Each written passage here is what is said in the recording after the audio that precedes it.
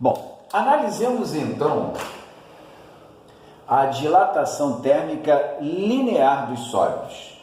Eu vou chamar de dilatação térmica linear dos sólidos por ΔL, tá legal? Aqui eu estou mostrando para você, estou tentando passar para você a ideia da dilatação em uma barra, em um trilho, em um fio, tá legal? O que se fica evidenciado nesse tipo de dilatação é o aumento apenas no comprimento. Então, olha só o que eu propus aqui para vocês. Eu peguei uma barra de comprimento inicial L0, que eu vou logo mostrar para você onde é que está o comprimento inicial, tá legal? Esse é o comprimento inicial da barra L0, comprimento da barra antes da dilatação, numa temperatura inicial T0. Essa temperatura, ela sofreu uma elevação, um aumento, proporcionando uma dilatação, um aumento na proporção, atingindo uma temperatura final. Observou que aqui, então, existe uma variação de temperatura, ocorrendo, proporcionando um aumento no comprimento, até a barra atingir essa configuração aqui, olha, de comprimento final.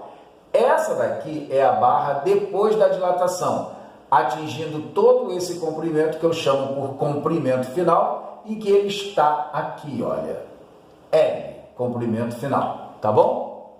Veja se você está de acordo comigo. Observa o comprimento inicial e o final. Observa que tem um pequenino aumento na proporção do comprimento aqui.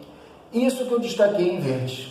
Isso que eu destaquei em verde foi a variação do comprimento, foi o aumento no comprimento. Não esqueça que pode haver redução no comprimento também, que é o fenômeno da contração, tá bom?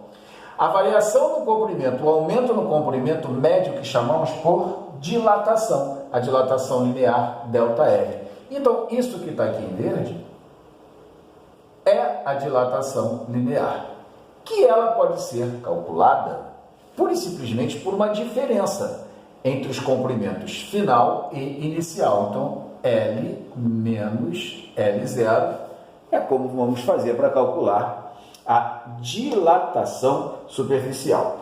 A dilatação superficial ela possui uma formulazinha. Que formulazinha é essa para a gente calcular a dilatação? Então, está aqui, ó. Dilatação linear ΔL, tá legal? Na verdade, depende de três fatores. Depende do comprimento inicial. Depende, observou que eu dei um salto aqui, olha, depende da variação de temperatura e agora depende também de um fator inerente a cada substância.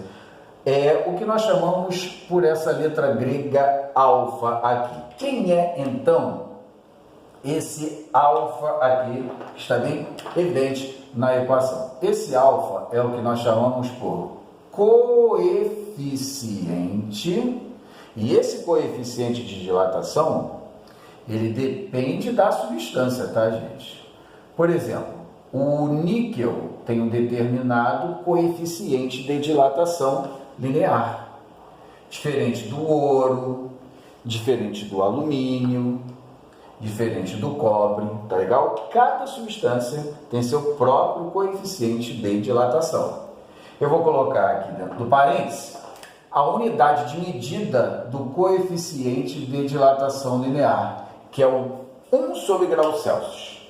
1 sobre grau Celsius é chamado por grau Celsius recíproco, e que a gente pode, normalmente se escreve desse jeito, né? Pode escrever assim também, ó, que é a maneira que mais aparece. Grau Celsius elevado a menos 1 é o grau Celsius recíproco. Para que você possa calcular, por exemplo, um coeficiente de dilatação linear de uma determinada barra, eu vou propor alguns valores ali, tá? Eu vou dizer para você que o comprimento inicial dessa barra aqui é seja um trilho, por exemplo, um trilho da linha férrea, 100,00 metros, tá legal? Esse trilho de comprimento inicial 100,00 metros encontra-se a uma temperatura de 20 graus Celsius, tá bom? Temperatura de 20 graus Celsius. É lógico que isso não acontecerá, mas a gente pode interpretar esse tipo de fenômeno, por exemplo, num laboratório. Vamos supor que o trilho sofreu uma dilatação porque houve uma variação de temperatura. Observa aqui, olha, uma temperatura inicial de 20, uma final de 120. Você já sabe aqui que a variação de temperatura ali foi de 100 graus Celsius. O trilho aumentou de comprimento e foi para um valor 100,04 metros. Tá legal?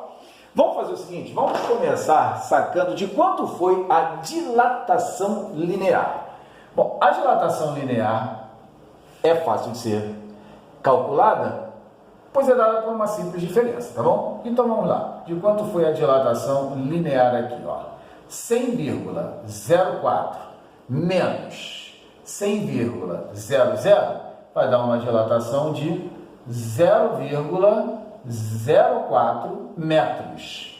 Só que as questões de dilatação linear normalmente são resolvidas com os valores em notação científica. Você vai saber por quê no resultado final, tá? 0,04 em notação científica é a mesma coisa que 4 vezes 10 elevado a menos 2. Então observa que na nossa equação da dilatação linear, o ΔL já foi determinado a partir da diferença do comprimento final pelo comprimento inicial, tá bom?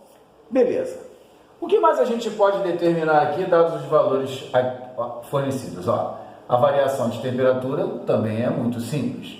A variação de temperatura foi de final menos inicial. Nós temos 100 graus Celsius, que é a mesma coisa que, vamos colocar em notação científica também, 1 vezes 10 elevado ao quadrado graus Celsius. A última coisa que eu vou observar aqui, juntamente contigo, para colocar em notação científica, você vai entender o porquê, é o valor do comprimento inicial. Observe que o comprimento inicial 100,00, vamos deixar de lado agora aqueles dois zeros pós-vírgula, e vamos colocar aqui, ó, 100 metros, que é a mesma coisa que 1 vezes 10 elevado ao quadrado metro. Tá legal? Por que eu já deixei evidente? Observa a equação da dilatação linear. ΔL, a dilatação a gente já sabe, foi de quanto? 4 vezes 10 dá menos 2. Comprimento inicial fornecido L0, 100 metros, 1 vezes 10 ao quadrado. A variação de temperatura ΔT, 100 graus Celsius, 1 vezes 10 ao quadrado.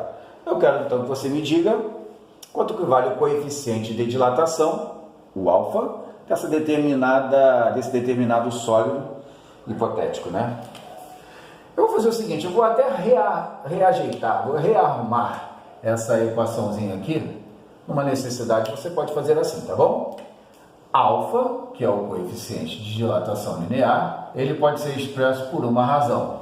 ΔL, que é a dilatação, sobre o produto L0 vezes ΔT. Observou que eu só rearrumei a equação, tá bom? Então vamos lá, como é que ficaria aqui o nosso coeficiente? Alfa vai ser igual a dilatação linear, 4 vezes 10 elevado a menos 2, 4 vezes 10 elevado a menos 2, fechou? Muito bem, cuidado sempre com as continhas com potência de 10, tá bom?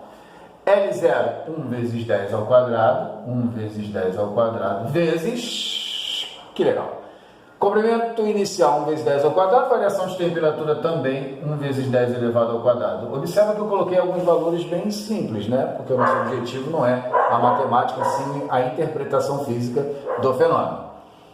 Alfa, que é o coeficiente, será igual a 4 vezes 10 elevado a menos 2 sobre 1 vezes 10 ao quadrado com 1 vezes 10 ao quadrado vai ser 1 vezes 10 elevado à quarta. A resposta do nosso coeficiente será 4 sobre 1, 4. E cuidado com essa divisão de potência de mesma base, que você deve conservar a base e subtrair os expoentes. Menos 2, menos 4, menos 2, menos 4, menos 6. Está ali o valor numérico do coeficiente e a respectiva unidade, grau Celsius recíproco, grau Celsius elevado a menos 1. Ficou claro, então, essa aplicação inicial para cálculo da dilatação, do coeficiente de dilatação linear.